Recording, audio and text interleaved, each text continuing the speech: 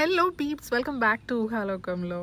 ఈరోజు వీడియో ఏంటి అంటే మా గార్డెన్లో పడిన సొరకాయ హార్వెస్ట్ అనమాట. నేనైతే చాలా చాలా హ్యాపీ ఉన్నాను. ఈ సొరకాయని నేను హార్వెస్ట్ చేయడానికి గల స్ట్రాంగ్ రీజన్స్ ఏంటి అంటే, సొరకాయ చుట్టూ వచ్చిన ఈ టైనీ లిటిల్ హెయిర్స్, వీటినే ట్రైకోమ్స్ అని అంటారు. అండ్ మనం సొరకాయని చేత్తో గోరుతో ఇట్లా అంటే ఈజీగా లోపలికి వెళ్ళిపోవాలి.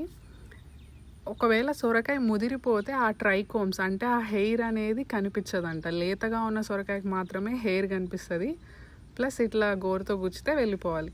ఈ సొరకాయని మేమైతే హ్యాండ్ పాలినేట్ చేసాము. కరెక్ట్గా 12th డేకి నేను హార్వెస్ట్ అయితే చేసుకున్నాను. ఎంత పొడుగ్గా ఉందో. ఇది ఏ వెరైటీ సొరకాయ అనేది నాకైతే ఐడియా లేదు. మేము ప్లాంట్ సేల్ పెడితే బేబీ ప్లాంట్గా ఉన్నప్పుడు తెచ్చి నా గార్డెన్ బెడ్లో ట్రాన్స్ప్లాంట్ చేసి ఇంత పెద్ద చెట్టుగా చేసి సొరకాయని అయితే పండించి హార్వెస్ట్ చేసుకుంటున్నాను. మీకైతే ఆ వెరైటీ ఏంటో తెలిస్తే కమెంట్ చేయండి.